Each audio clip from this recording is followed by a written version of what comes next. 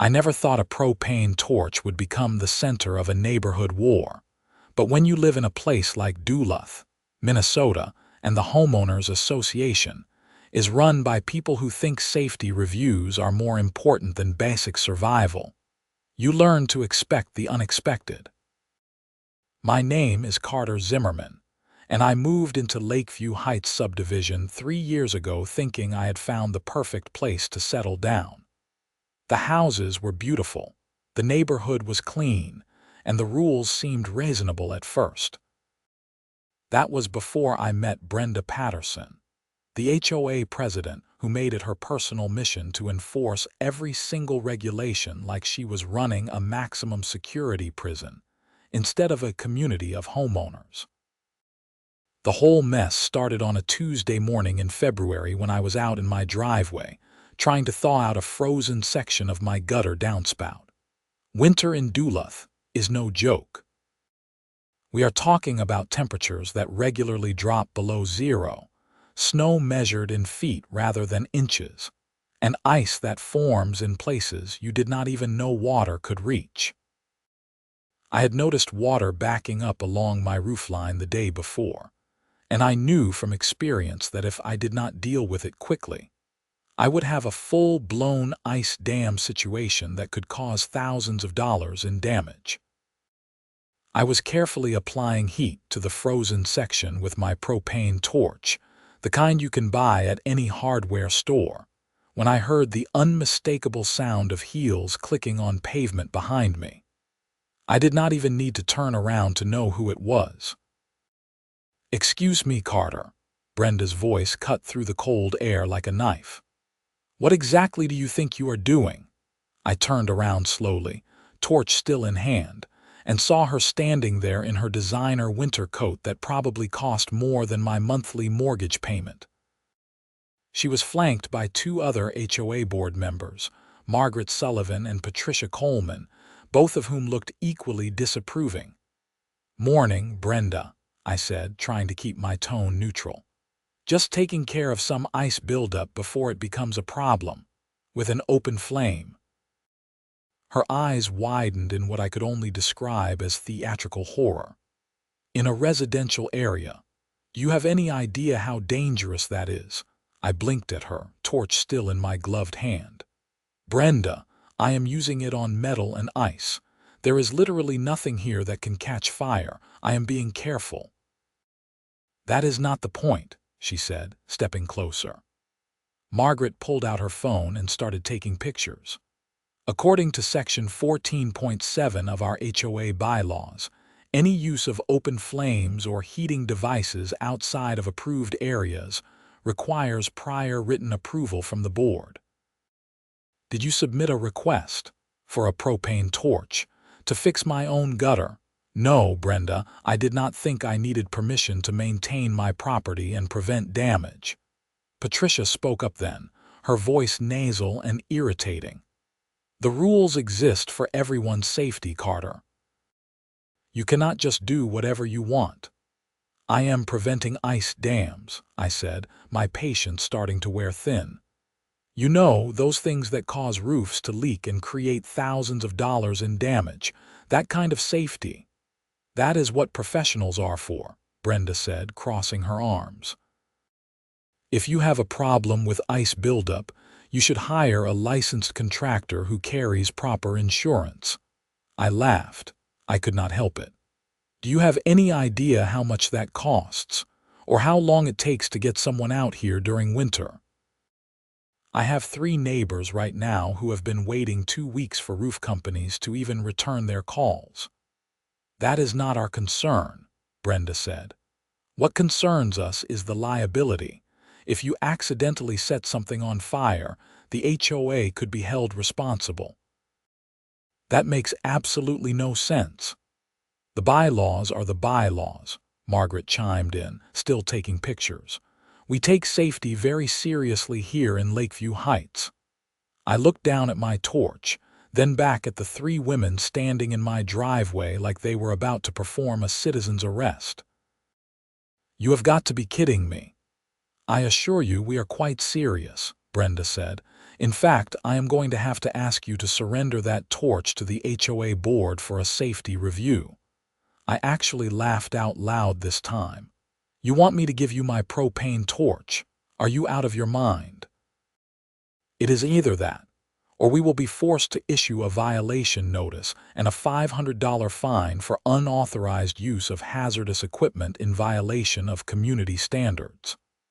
This is insane, I said, but I could see from the determined look on Brenda's face that she was not backing down.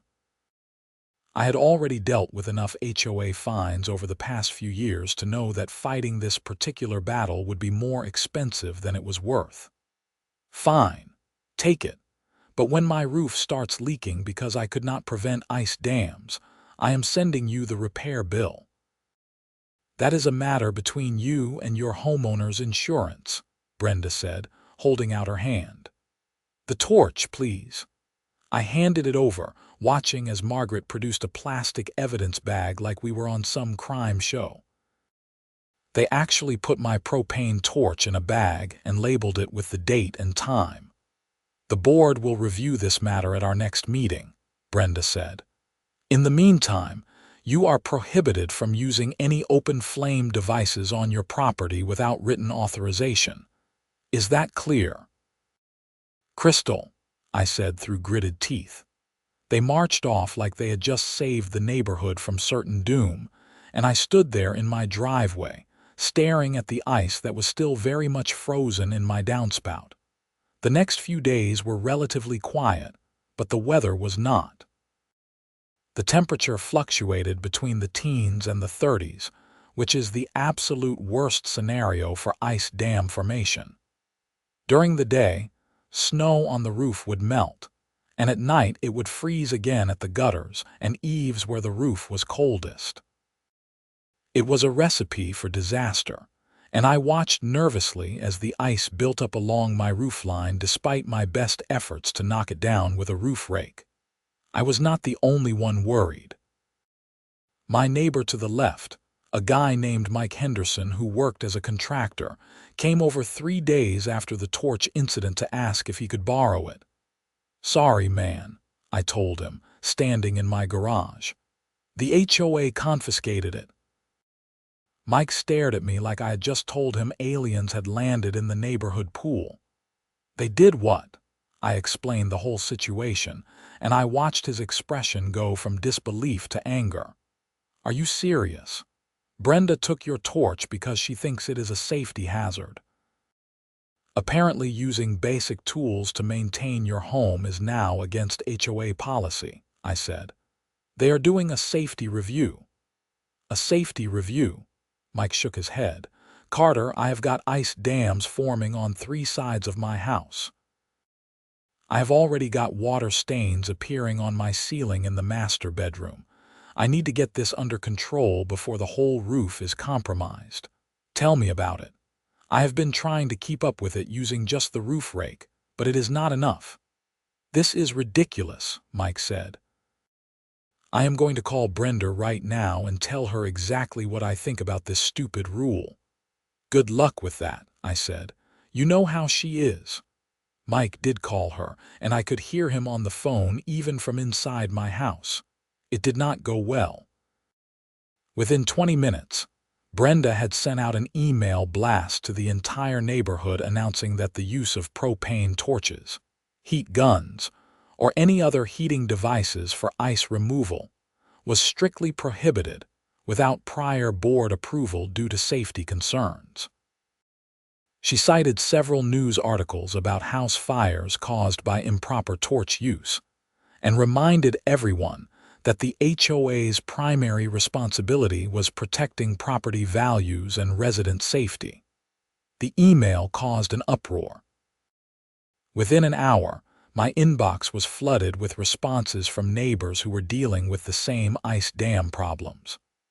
Tom Richards, who lived 4 houses down, wrote a particularly heated response pointing out that the greater danger was the ice dams themselves, not the tools used to remove them. Sandra Mayer, a single mother with 3 kids, wrote about how she could not afford to hire professionals and was terrified her roof was going to collapse under the weight of the ice. But Brenda held firm.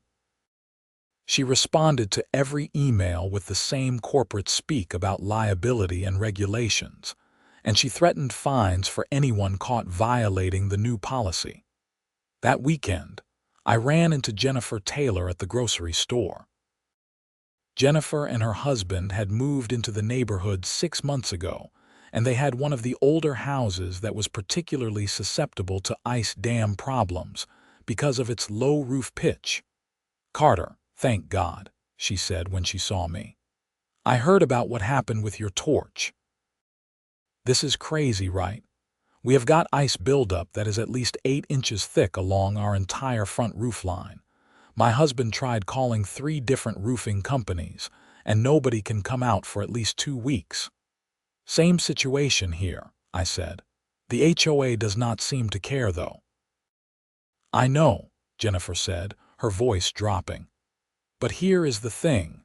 I went to the board meeting last night to ask them to reconsider the policy, and Brenda shut me down completely.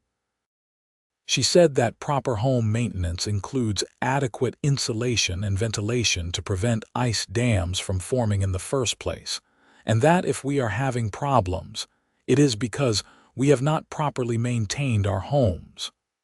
I felt my blood pressure rising. That is complete nonsense.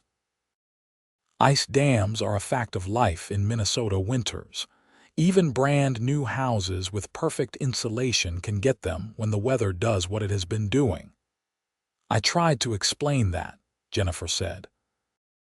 But she just kept saying that she and the other board members do not have ice dam problems because they maintain their homes properly. "Where does Brenda live?" I asked, suddenly realizing I was not sure. "You know those new construction houses on the east side of the development? The ones that were built 2 years ago," I nodded. "Those houses were significantly newer than most of the neighborhood, built with modern materials and better insulation standards." "She lives there," Jennifer continued. "So does Margaret. Patricia's house is only 5 years old. None of them have the same roof designs as those of us in the older section." That explained a lot. The newer houses had steeper roof pitches and modern ventilation systems specifically designed to prevent ice dam formation. Of course, Brenda was not having problems.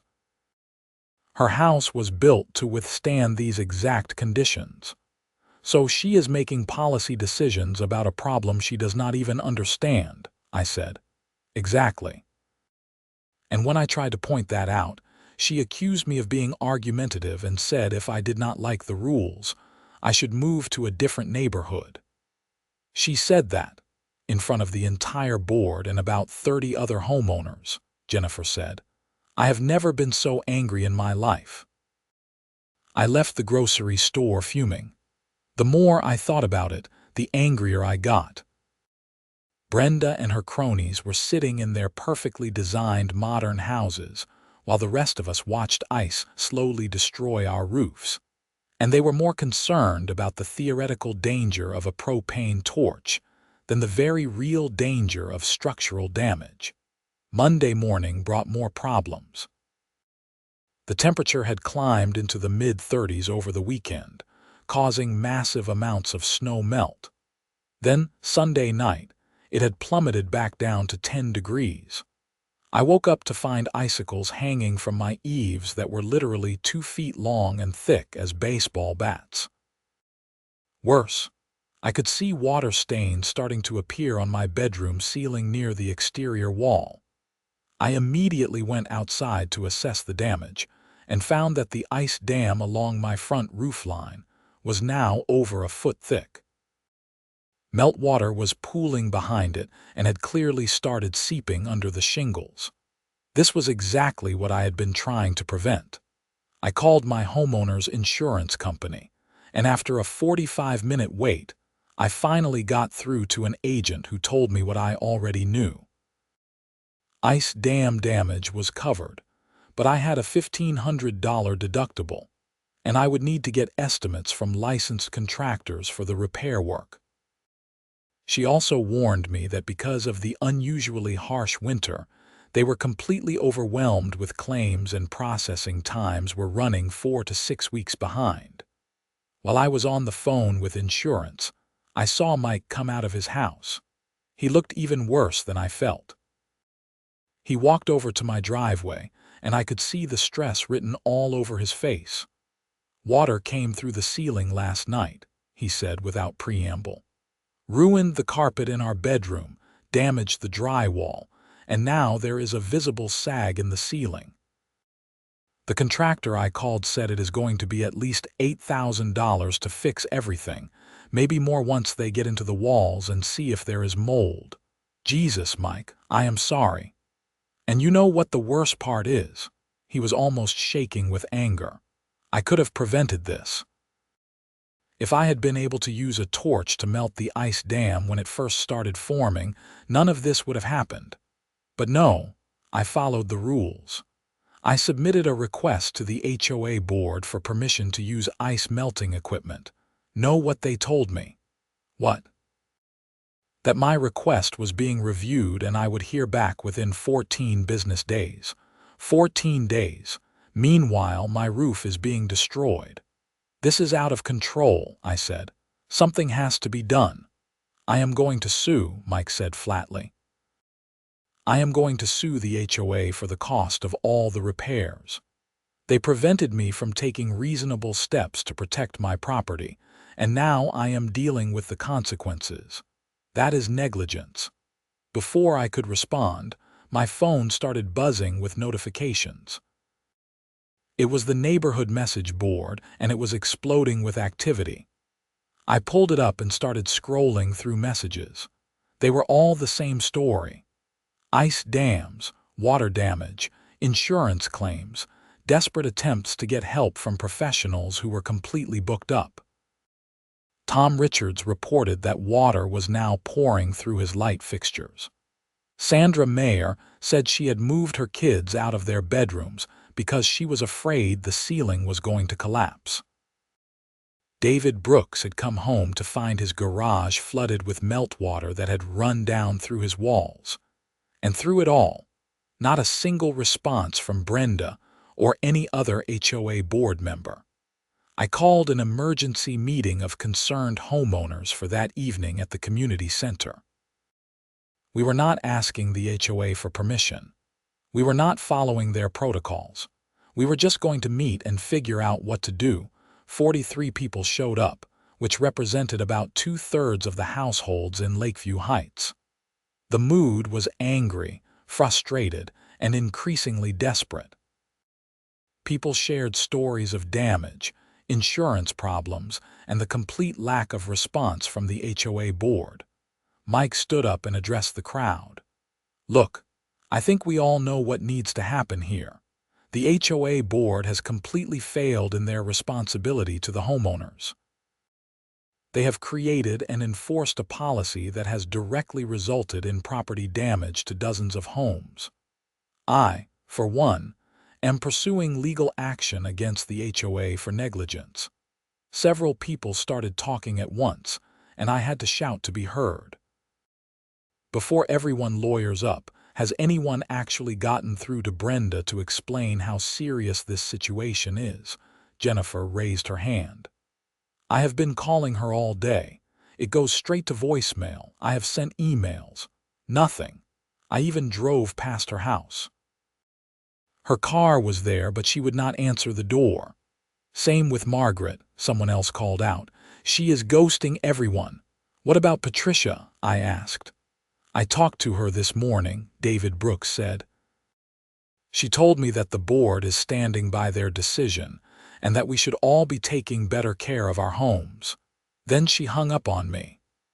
The anger in the room was palpable. These were not unreasonable people.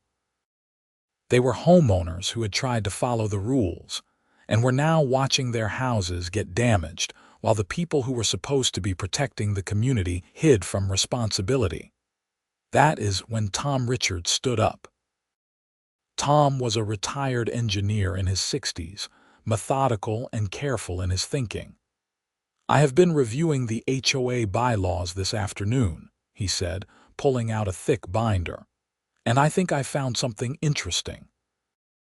Section 23.4 states that the board has a fiduciary duty to protect property values and can be held personally liable for decisions that result in demonstrable harm to homeowner properties.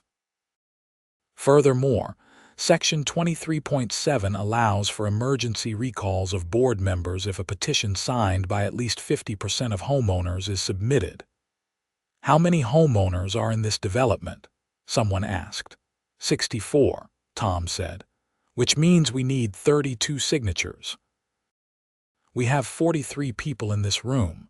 Let's do it, Mike said immediately. I will sign right now. Within 15 minutes, we had 39 signatures on a recall petition for all 3 board members. Tom printed out copies and said he would personally deliver them to Brenda, Margaret, and Patricia the next morning. But Tuesday brought a new crisis that made everything else pale in comparison. I woke up at 6 in the morning to the sound of sirens. I threw on clothes and ran outside to find fire trucks and emergency vehicles at the house 3 doors down, Jim and Rachel Morrison's house. Smoke was billowing from the roof, and firefighters were dragging hoses across the lawn. I ran down the street along with a dozen other neighbors. Jim was standing in his front yard in his bathrobe, his arm around Rachel, both of them watching as firefighters worked to contain the blaze. "Jim, what happened?" I asked, running up to them. "The ice dam," he said, his voice hollow. "We had water coming in through the ceiling for days. It must have gotten into the electrical system in the attic. We woke up to the smoke alarm, and by the time we got out, the attic was fully involved." My stomach dropped. This was exactly the kind of worst-case scenario that everyone had been worried about, just not in the way any of us expected. The ice dam had not caused the roof to collapse. It had caused water damage that led to an electrical fire. The fire chief, a guy named Robert Young who I recognized from community events, was talking to Jim and taking notes. I overheard part of the conversation. "The good news is we got it under control before it spread to the main structure," Chief Young was saying. "But you are looking at significant damage to the roof, attic, and possibly the second-floor ceiling. The electrical system is going to need to be completely inspected and possibly replaced in that section of the house." "How did this happen?" Rachel asked, crying. "We did everything right. We called professionals. We filed insurance claims. We tried to prevent the ice dams." "Ice dams are a serious problem," Chief Young said. "When water backs up and gets into the house, it can cause all sorts of issues. Water and electricity do not mix." I saw him glance at me and a few other neighbors who had gathered. "Is this a widespread problem in this neighborhood?" he asked. "Yes," I said, stepping forward. "Half the houses here have ice dams causing water intrusion. We have been trying to address it, but the HOA has been blocking our efforts." Chief Young frowned. "The HOA is blocking ice dam prevention. They confiscated my propane torch," I said. "Said it was a safety hazard and required board approval to use." The fire chief's expression went from confused to angry in about 2 seconds. "You are telling me the HOA prevented residents from using standard ice removal tools?" "That is exactly what I am telling you." Chief Young pulled out his phone and made a call. I could not hear the entire conversation, but I heard him say something about systematic negligence and building code violations. When he hung up, he looked at me and the other neighbors. "I am going to need contact information for your HOA board," he said. "We have had 4 calls this morning alone about ice dam-related emergencies in this neighborhood. If what you are telling me is true, we have a serious safety issue that needs to be addressed immediately." I gave him Brenda's contact information, along with Margaret's and Patricia's. Several other neighbors did the same, and I saw him writing everything down in his report. The fire truck stayed for another hour, and by the time they left, the entire neighborhood was awake and gathered in small groups, talking about what had happened. The Morrison fire had scared everyone. It was one thing to deal with water damage and insurance claims. It was another thing entirely to watch someone's house burn because of a problem that could have been prevented. That is when Brenda finally made an appearance. She came walking down the street at about 8:30 in the morning, dressed in her usual business casual attire, like she was heading to a board meeting instead of dealing with a neighborhood in crisis. Margaret was with her, and they were both carrying clipboards. "Excuse me, everyone," Brenda called out, her voice carrying that false authority she always used. "I need everyone to please return to your homes. This is not a social gathering, and we need to keep the streets clear for emergency vehicles." "The emergency vehicles left an hour ago," Tom Richards said. "What we need is for you to answer some questions about why you have been blocking ice dam prevention." "I am not blocking anything," Brenda said, her tone defensive. "The HOA board has implemented reasonable safety measures to protect the community." "Reasonable?" Jennifer Taylor stepped forward, and I could see she was shaking with anger. "Brenda, the Morrisons' house just caught fire because of ice dam damage. Half the houses in this neighborhood have water intrusion.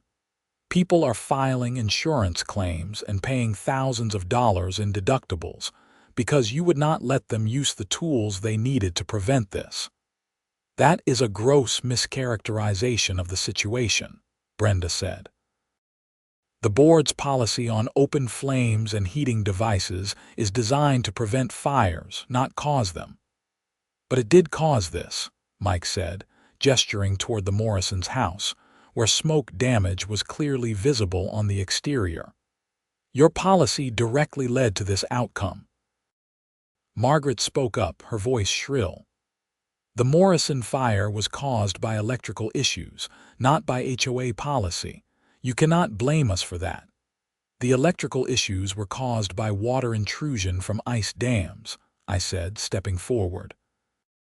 "Ice dams that could have been prevented if you had not confiscated the tools we needed to remove them." "You do not need propane torches to remove ice," Brenda said. "There are plenty of safe alternatives." "Like what?" Sandra Mayer asked. "I have been waiting 3 weeks for a roofing company to call me back. I cannot afford to hire professionals anyway. I am a single mother working 2 jobs. What am I supposed to do? Just let my house get destroyed?" "You should have planned ahead," Brenda said, and I saw several people visibly recoil at her tone. "Proper home maintenance includes budgeting for professional services." "This is unbelievable," David Brooks said. "You are actually standing here, looking at a house that caught fire and blaming the homeowners for not spending money they do not have on services that are not even available." "I am saying that the HOA has rules for a reason," Brenda said, her voice rising. "And those rules apply to everyone equally." "Where is your ice dam, Brenda?" Tom Richards asked quietly. The street went silent. Everyone turned to look at Tom, then at Brenda. "I beg your pardon," Brenda said. "Your ice dam," Tom repeated. "You live in one of the new houses on the east side. Your roof is designed differently than most of ours. You do not have ice dam problems, do you?" "My home maintenance is not up for discussion," Brenda said. "It is when you are making policies that affect the rest of us," Tom said. "You do not understand the problem because you are not experiencing it. You are sitting in your perfectly designed new house while the rest of us watch our homes get damaged. And then you have the audacity to tell us it is our fault for not maintaining our properties properly." "This conversation is over," Brenda said, turning to leave. "The board stands by its decision. If you have concerns, you can submit them in writing according to proper procedures." "We already did that," Mike called after her. "We submitted a recall petition yesterday. You and Margaret and Patricia are being removed from the board." Brenda stopped walking and turned around slowly. "A recall petition? 39 signatures," Tom said. "More than enough under HOA bylaws. You will be receiving official notice today." I watched Brenda's face cycle through several emotions. Shock, anger, and then something that looked almost like fear. She opened her mouth to respond, but before she could say anything, a white sedan pulled onto the street and parked near the Morrison house. Fire Chief Young got out of the car, along with another man in a suit who I did not recognize. They walked directly toward our group.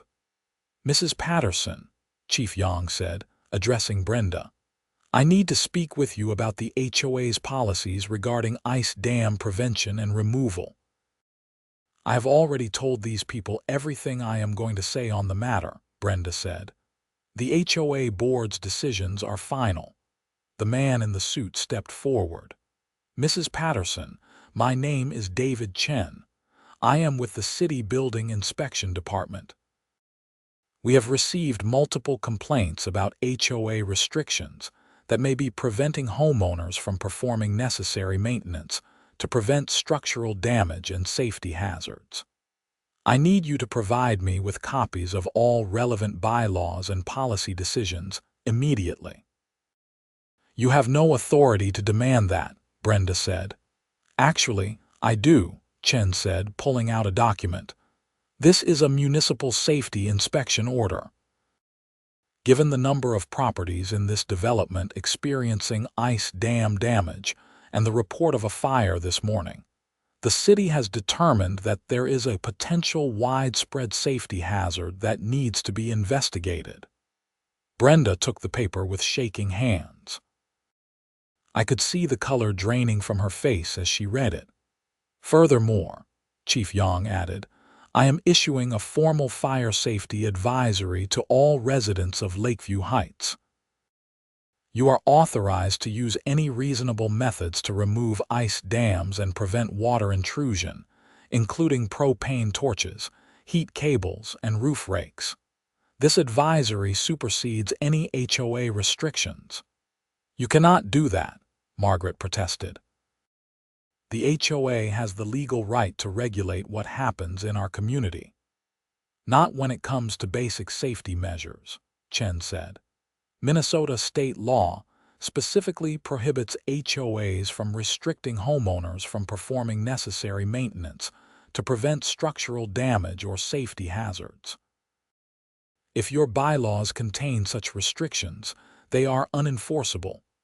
"I want my torch back," I said, looking directly at Brenda. "Right now." Brenda looked like she wanted to argue, but with Chief Young and Inspector Chen standing right there, she clearly knew she did not have a leg to stand on. "Margaret," she said quietly, "go get the torch from my garage." Margaret looked like she wanted to protest, but Brenda gave her a look that shut her up. She walked off toward Brenda's house, and we all stood there in uncomfortable silence while she was gone. When she came back 10 minutes later, she was carrying not just my torch, but also several other tools that had apparently been confiscated from other homeowners. "Is there anything else that was taken from residents?" Inspector Chen asked, watching this exchange with great interest. "2 heat guns and a box of roof heating cables," Tom Richards said. "I submitted a request to install the cables 3 weeks ago and was denied. The HOA board confiscated them when my wife tried to install them anyway." "Get all of it," Chen said to Brenda. "Every single item that was taken from residents gets returned immediately, or I will cite the HOA for theft of property." Brenda's face went from pale to bright red. "This is outrageous. We were acting in the best interest of the community." "No," Chief Young said firmly. "You were acting without understanding the actual safety risks. Ice dams are a serious hazard. They cause water damage, structural problems, and as we saw this morning, they can even lead to fires. preventing people from addressing them in a timely manner is not protecting safety. It is creating danger. Over the next hour, Margaret made 3 trips back and forth to retrieve all the confiscated items. By the time she was done, there was a small pile of tools and equipment in the middle of the street. People came forward to claim their property, and I saw more than one person with tears in their eyes as they took back tools they desperately needed. Inspector Chen spent that time walking around the neighborhood with several residents, documenting ice dam damage and taking photographs. He visited Jim and Rachel Morrison's house, then Mike's house, then mine. Each time he took detailed notes and measurements. "This is extensive," he said when he finished his tour. "I am counting at least 32 properties with significant ice dam formation and visible water intrusion." "How long has this been going on?" 3 weeks for most of us," I said. "Longer for some." "And the HOA has been actively preventing you from addressing it for how long?"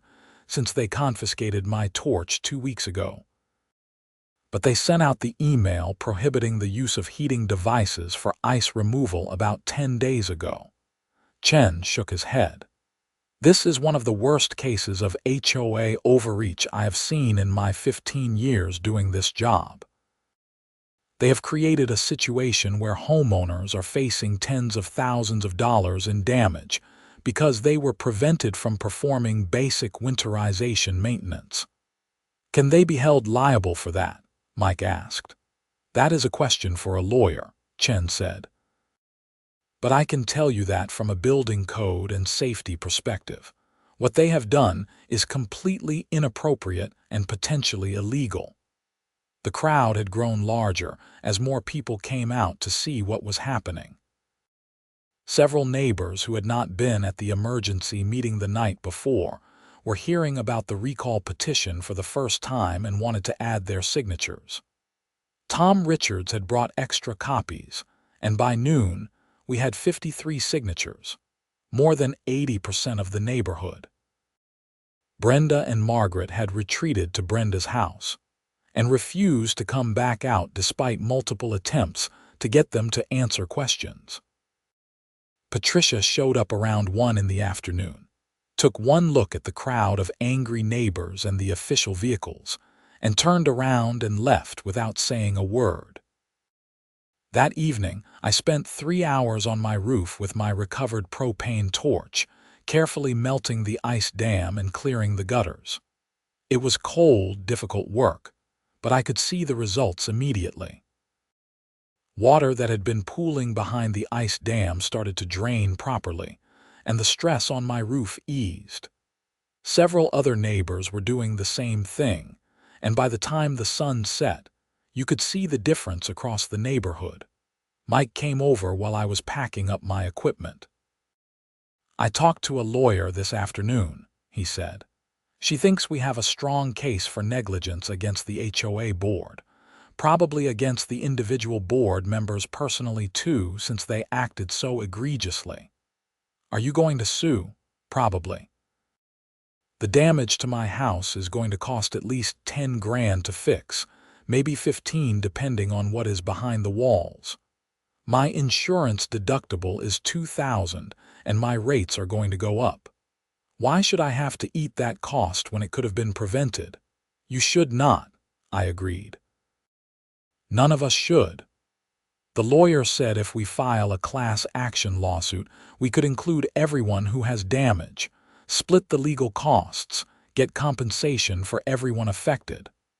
"I think a lot of people would be interested in that," I said. The next few days were a whirlwind of activity. Inspector Chen completed his official report and submitted it to the city council. The report was scathing, detailing how the HOA's policies had directly contributed to widespread property damage and had created dangerous living conditions. The city council held an emergency meeting and passed a resolution prohibiting HOAs in the city from restricting basic winterization and maintenance activities.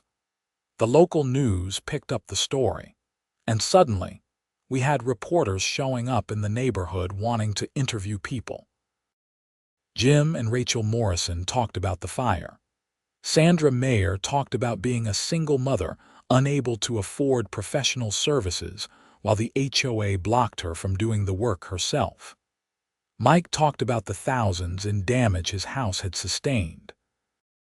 And when the reporters tried to get comments from Brenda, Margaret, and Patricia, all three refused to speak to them.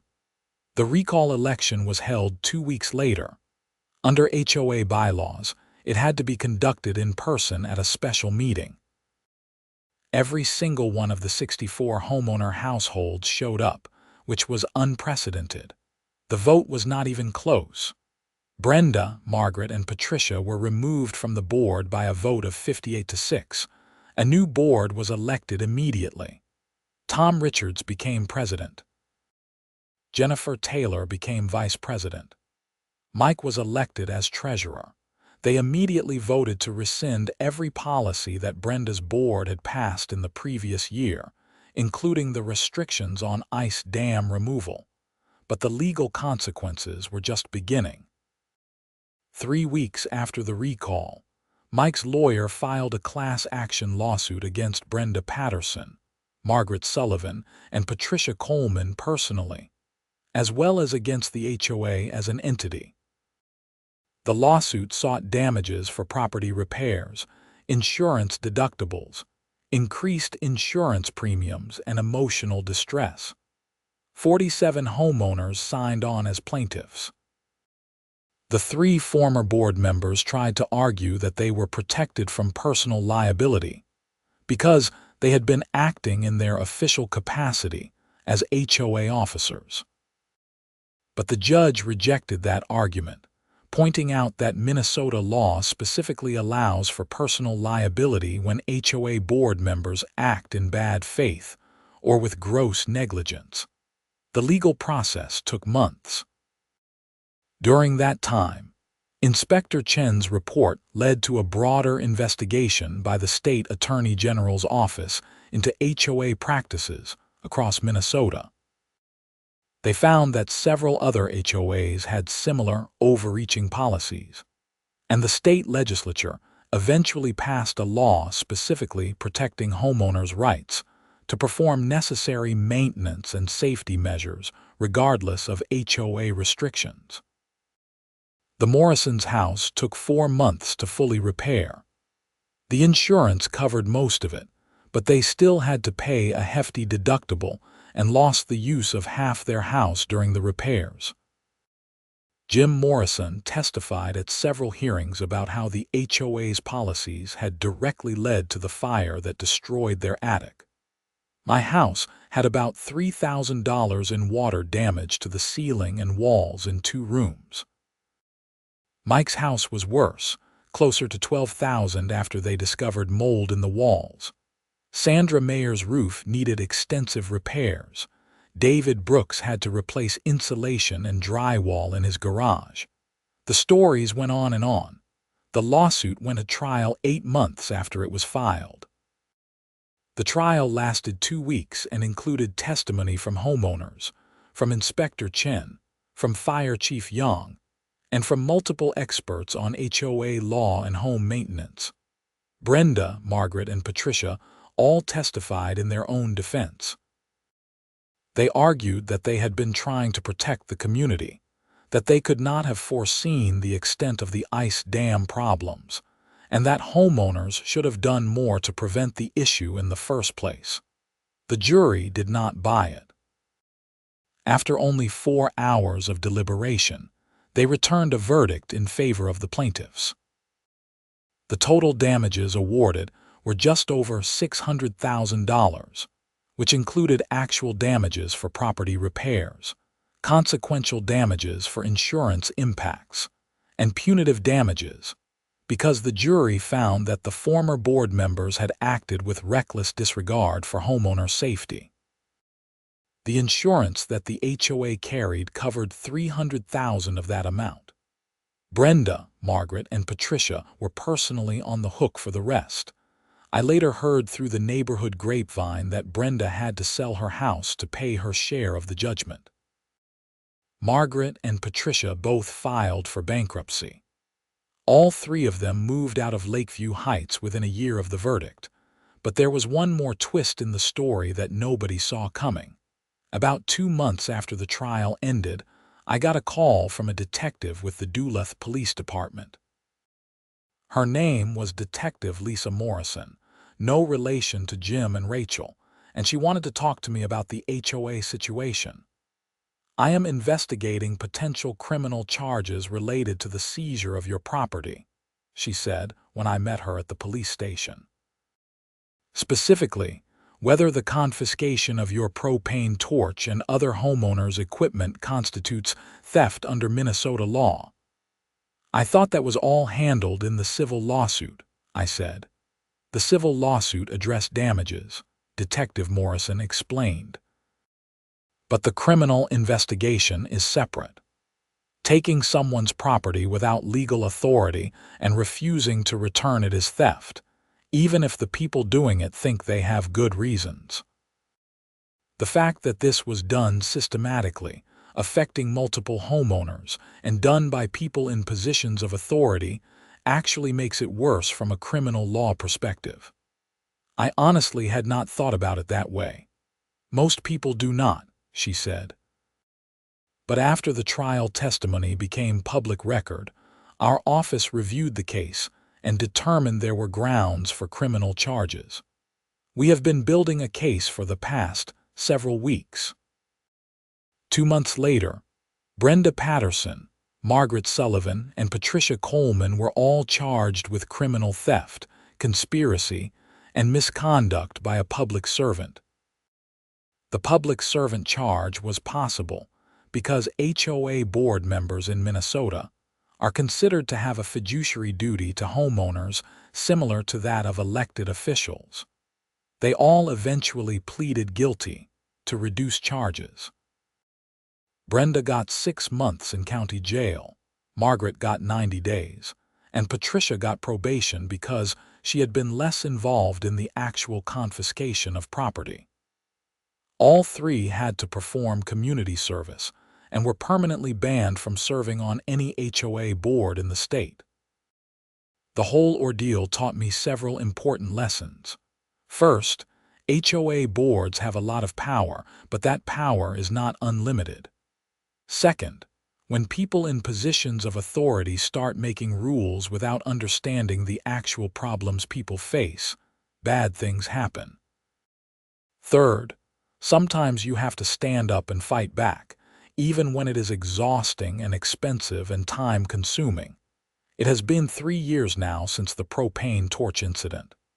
Tom Richards is still the HOA president, and he has done an amazing job. The new board created an emergency maintenance exception policy that allows homeowners to take immediate action to prevent property damage without waiting for board approval. They set up a fund to help homeowners who cannot afford professional services pay for necessary maintenance.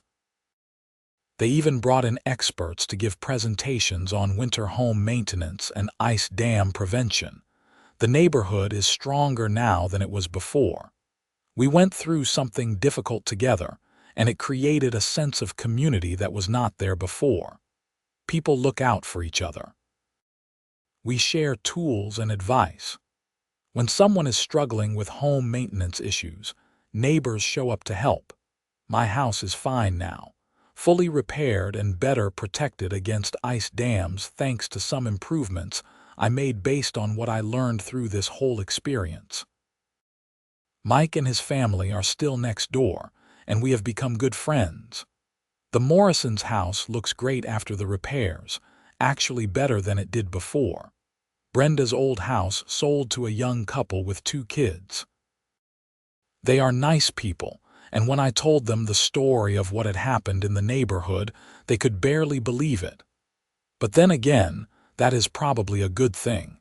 It means we have moved past it. I still have that propane torch. It sits in my garage, and every winter I use it when I need to clear ice from my gutters and downspouts. Every time I use it, I think about how something so simple became the center of such a massive conflict. I think about how common sense got lost in the desire to control and regulate. I think about the damage that was done, both to properties and to relationships, because people in authority refused to listen to reason. But mostly, I think about how we all came together to fix it. That is the real story here, not the drama or the lawsuits or the criminal charges. The real story is about a community that refused to accept unreasonable rules and fought back against people who abused their authority. We held people accountable. We changed the system. We made things better for everyone. Last winter, we had another bad ice dam season. But this time, homeowners were able to address the problems immediately. Tom organized a neighborhood work party where people with roof rakes and torches helped neighbors who did not have the right equipment or who were not able to do the work themselves. We had minimal damage across the entire neighborhood because we were able to work together and take proactive steps. That is how it should be. That is what a community is supposed to do. Not create endless rules and restrictions that prevent people from taking care of their homes and families, but support each other and make sure everyone has what they need to be safe and secure. I never thought a propane torch would teach me so much about governance, responsibility, and community. But here we are. Every time I see that tool in my garage, I remember what we went through and what we accomplished. I remember that ordinary people, when they work together, can overcome bureaucracy and bad leadership. I remember that fighting for what is right is worth it, even when it is hard. And I remember to never, ever take for granted the ability to maintain my own home, because that is not just a right, it is a responsibility. And nobody, not even an overzealous HOA board, should be able to take that away. The legal precedent set by our case has been cited in several other HOA disputes across Minnesota and even in other states. The legislation that passed as a result of Inspector Chen's investigation has protected countless other homeowners from similar overreach. The story has been featured in homeowner rights publications and used as a cautionary tale in HOA board training programs. Sometimes, I wonder what would have happened if I had just quietly paid the fine that first day, instead of handing over my torch. Would Brenda and her board have eventually backed down when they saw the damage happening? Or would they have doubled down even harder, causing even more problems? I will never know the answer to that. What I do know is that the moment I handed over that torch, it set off a chain of events that nobody could have predicted. A chain of events that exposed serious problems, held people accountable, and ultimately made things better for everyone in Lakeview Heights. The neighborhood is quieter now. The drama has faded. Life has returned to normal, or at least as normal as life gets when you live in a place with HOA rules and Minnesota winters.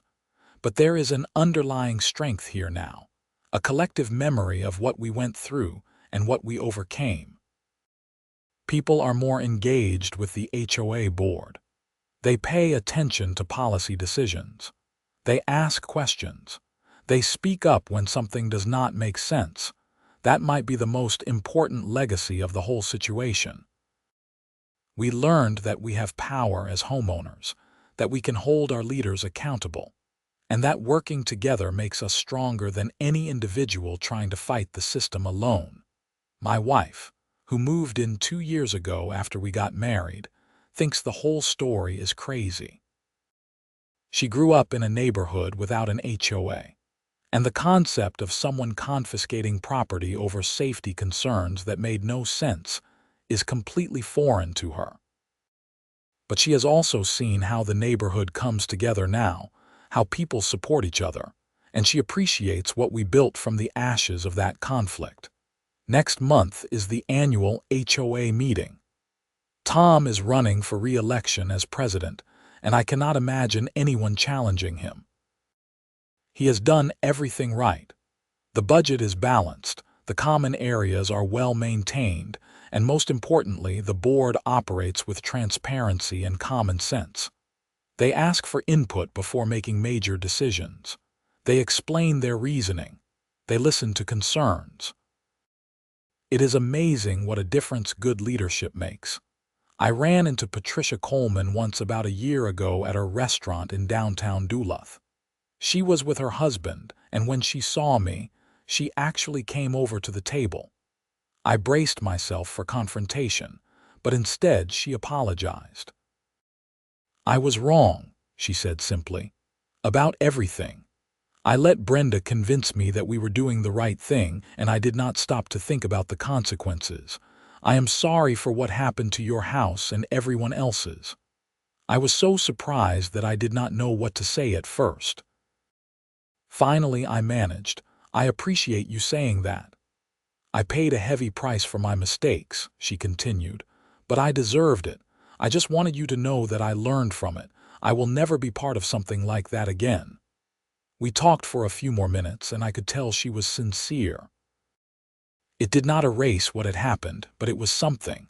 An acknowledgement, an apology, a recognition that what the board had done was wrong. I never saw Brenda or Margaret again. I heard that Brenda moved to Arizona to live with her sister. Margaret apparently moved to somewhere in Wisconsin. They both disappeared from social media and from any community involvement. Their legacy in Lakeview Heights is not the one they intended to leave. As I sit here now, watching the snow fall outside my window and knowing that my gutters are clear and my roof is properly protected, I feel grateful for how everything turned out. Not grateful for the conflict or the damage or the stress, but grateful for the lessons learned and the community that emerged stronger from the experience. The propane torch is still in my garage, still functional, still ready to use when I need it. But now it represents something more than just a tool for melting ice. It represents the importance of standing up for what is right, of questioning authority when it overreaches, and of remembering that rules should serve people, not control them. Winter in Duluth is never easy. The cold is brutal, the snow is relentless, and ice dams are an eternal struggle. But we have learned how to deal with these challenges together, supporting each other and making sure everyone has what they need to keep their homes and families safe. That is what community is supposed to be about. Not rigid rules and petty enforcement, but mutual support and common sense. We learned that lesson the hard way, through property damage and legal battles and criminal charges. But we learned it, and Lakeview Heights is better for it. Sometimes, I think about other neighborhoods dealing with overreaching HOAs, facing similar struggles with boards that have lost sight of their purpose. I hope they find the strength to stand up and fight back like we did. I hope they remember that they have power, that the rules are not absolute, and that change is possible when people work together. The story of the propane torch and the ice dams has become neighborhood legend. New residents hear about it within weeks of moving in. It gets told at block parties and neighborhood gatherings, always with a mixture of disbelief and dark humor. How could something so simple turn into such a massive conflict? How could people with good intentions create such disaster? But everyone who lived through it knows the truth. It was not really about the torch at all. It was about power, control, and what happens when people in authority stop listening to the people they are supposed to serve. It was about the importance of practical wisdom over rigid rules. It was about standing up for your rights even when it is difficult and expensive. And ultimately, it was about a community coming together to fix something that was broken, to hold people accountable, and to build something better from the wreckage. That is a story worth remembering, worth sharing, worth learning from. Because the issues we faced were not unique to Lakeview Heights. They happen in communities all across America, wherever HOAs exist, and wherever people struggle to balance rules with common sense. I hope our story helps others avoid the same mistakes. I hope it encourages people to speak up when something does not make sense. I hope it reminds HOA board members that they have a responsibility to serve their communities, not control them. Most of all, I hope it reminds everyone that ordinary people have power. We can make change. We can hold leaders accountable. We can create better systems. All it takes is courage, determination, and a willingness to stand together. 3 years later, I can finally say that I am glad the whole thing happened. Not because it was fun or easy, but because it taught me and my neighbors invaluable lessons about community, leadership, and the importance of fighting for what is right. We are stronger now, wiser, more united. And my roof has never been in better shape.